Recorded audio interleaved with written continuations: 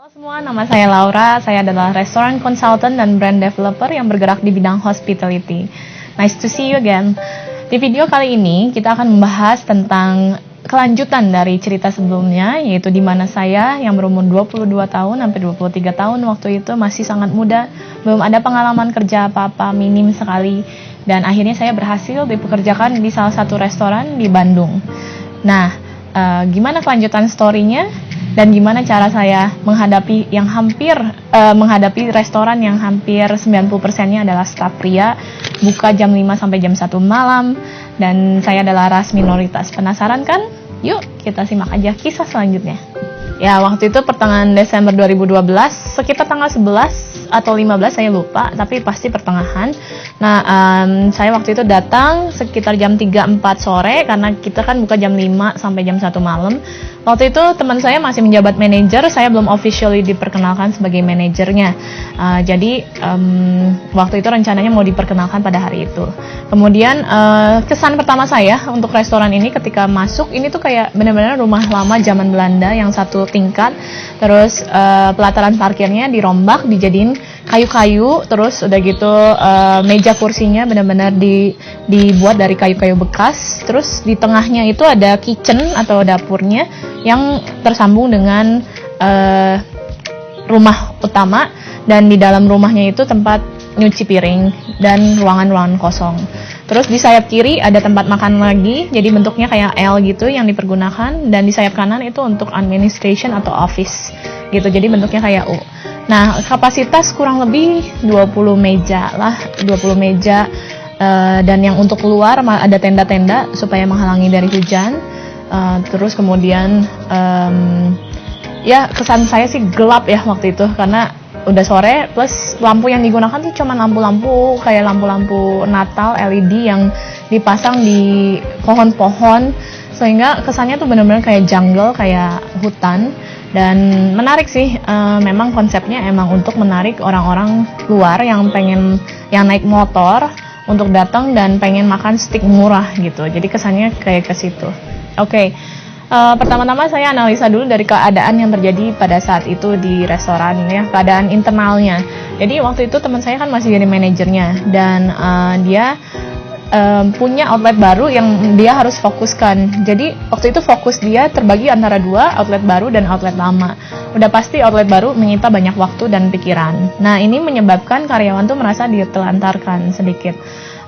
Kemudian yang kedua, karena outlet baru ini banyak karyawan-karyawan di restoran yang diambil ke outlet baru, sehingga kacau secara scheduling gitu. Schedulingnya tuh agak berganti-ganti terus, dan ini menyebabkan karyawan tidak puas. Kok dadakan terus dadakin terus ngabarinnya. Nah, itu juga menjadi salah satu kekurangan yang waktu itu terjadi karena disebabkan oleh adanya outlet baru dan meng-hire dari outlet lama. Nah, itu tuh menyebabkan clash.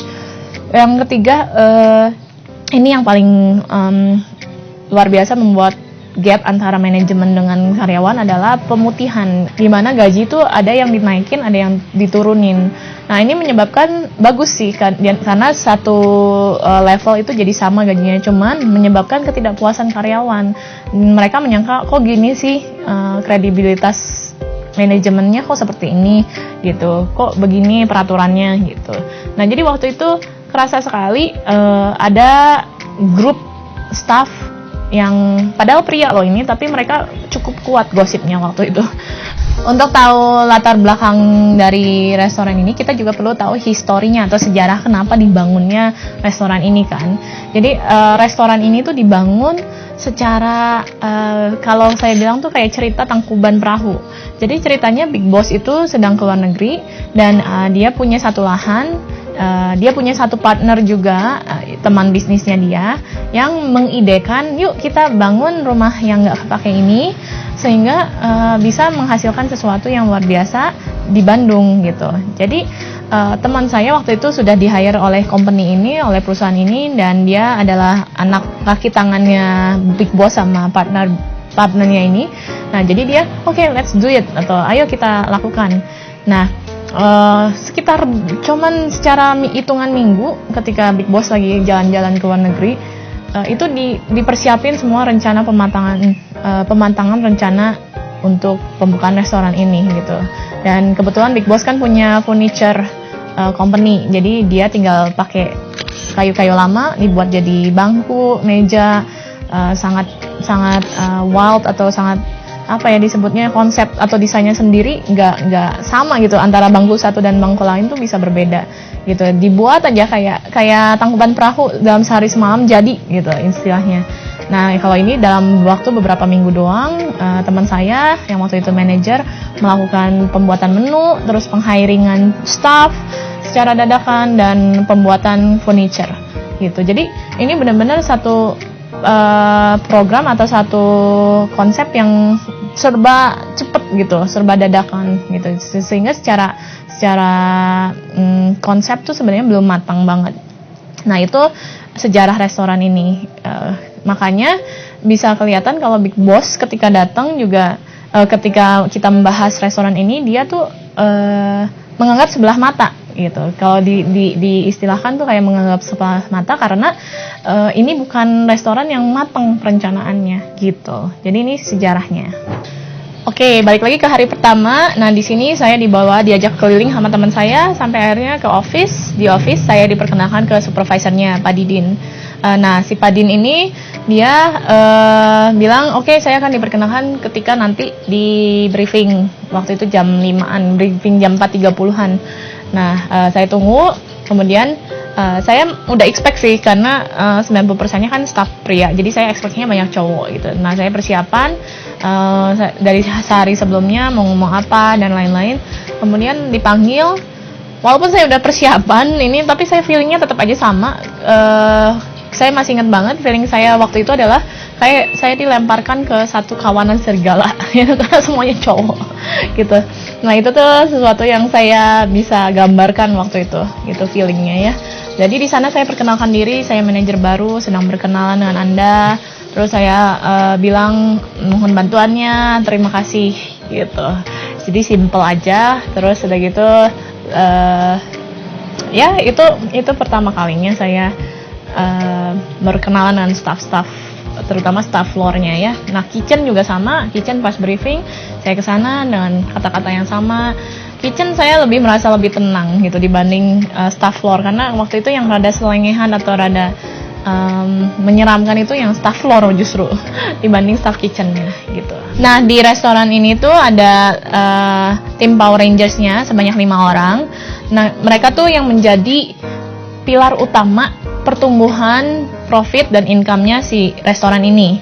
Yang pertama itu ada Pak Din yang tadi disebutin, supervisor yang nantinya jadi asisten manajer, dan beliau itu kalau digambarin sebagai orang atau tokoh atau artis itu kayak mirip Pak Tukul Arwana, matanya mirip Tukul Arwana, cuman dia perawakan lebih kecil, mukanya bulat, nggak kayak Tukul, terus kemudian kepalanya agak botak, tapi bukan botak tapi bispak gitu, terus kulitnya sawo matang banget, Sunda banget, terus ya gitu kecil perawakannya.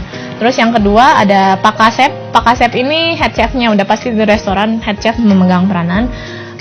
Pak Kasep ini figur yang tinggi, slim, ramah, baik gitu, terus kalem.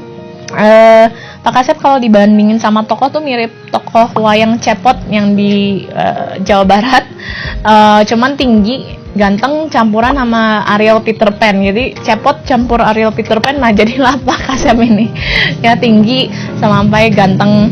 Terus kemudian figur ketiga itu adalah Teh Neng. Teh Neng ini tadinya host, naik ke admin.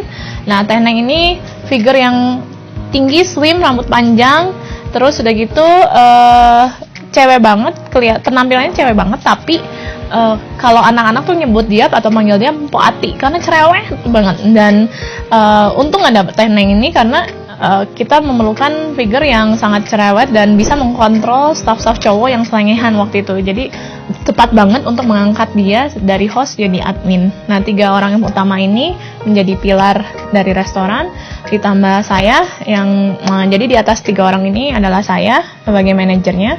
Cuman ada satu kelemahan saya, yaitu memasak. Di dunia restoran kamu nggak bisa masak, susah. Nanti gimana staff bisa respect, bener nggak? Nah, jadi dari 4 orang ini saya perlu 1 orang lagi yang bisa mengisi kekurangan saya, kelemahan saya, dan membuat saya komplit. Dan dia adalah satu figur yang nanti akan saya ceritakan di video selanjutnya. Dan juga saya akan membahas tentang gimana sih 1 bulan pertama, langkah apa yang harus kamu lakukan kalau kamu mau memanage satu restoran tanpa ada pengalaman hospitality sama sekali. Oke, kita ketemu lagi di video selanjutnya. Jangan lupa untuk terus pantengin kisah saya.